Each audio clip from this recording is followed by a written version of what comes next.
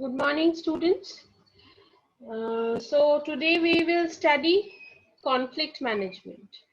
So whenever the opinions of two individuals are different, conflict arises, right? So at first, what is a conflict?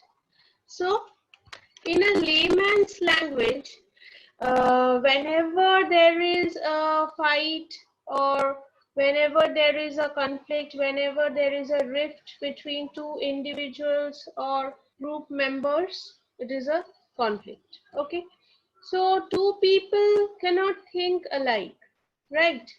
So there should be definitely a difference in their thought process as well as understanding. So conflicts can also arise from the difference in attitudes, perceptions, interests, and requirements as well. Okay. Now, what are the types of conflict? Here you can see there are 4 types. Okay. So the first one is person versus person or man versus man. So this is the most common type of conflict where a person's objective is in opposition to another person. Okay. The next one is person versus self or man versus self. What happens here? This person versus self refers to the inner conflict. Okay.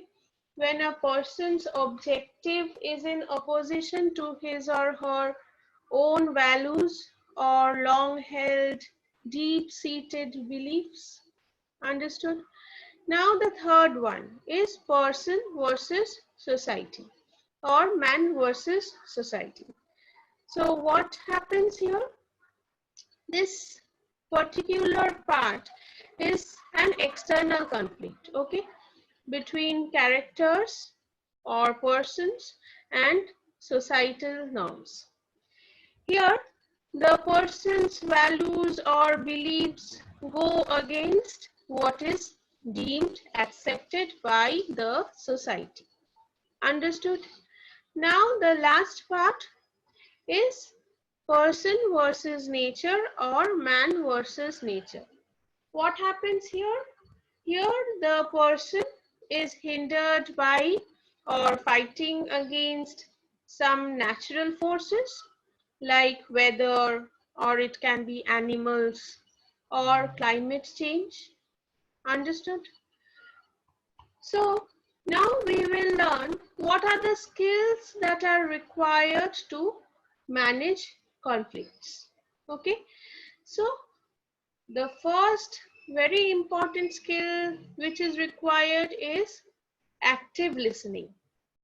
If you listen properly, then only you will be able to manage or control conflicts. Okay. Then emotional intelligence is another factor or is another skill how you can manage conflict.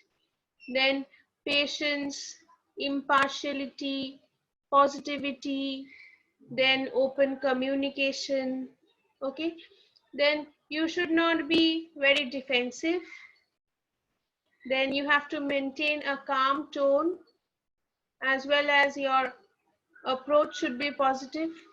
Understood? The ways or the skills how to manage conflict.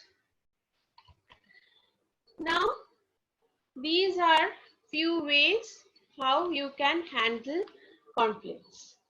So, conflict management is the practice of being able to identify and handle conflicts. How?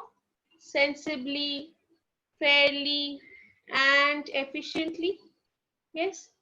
So since conflicts in business are natural parts of workplace, it is important that there are people who understand conflicts and know how to resolve them. Okay. And nowadays, everyone is striving to show how valuable they are to the company they work for. And at times, This can lead to disputes even with other members of the team. Now, how to handle a conflict? So conflicts are very common. They happen, right? But how an employee responds and resolves conflict will limit or enable that employee's success. Okay. So what are the things that you can do? Number one, the first thing which you can do, you can avoid issues, okay, or avoid problems that are trivial or where the other party has no chance of winning, okay. Secondly, you can collaborate or pair up with people to achieve goals without any rift or conflict, okay. Thirdly, what you can do, or which is a must, you should know how to compromise, okay, at least sometimes. So this is the lose-lose scenario, okay, where neither person or nor manager really achieves what they want, okay, and this requires, or compromising requires, a moderate level of assertiveness and cooperation, okay. Then there is a competing approach, okay, and this is a win-lose approach. What happens here, or when is this approach applicable? This is applicable only to resolve conflicts in times of emergencies, okay, understood. And fifthly, there is another accommodating approach as well as to resolve conflicts, okay, understood up to this.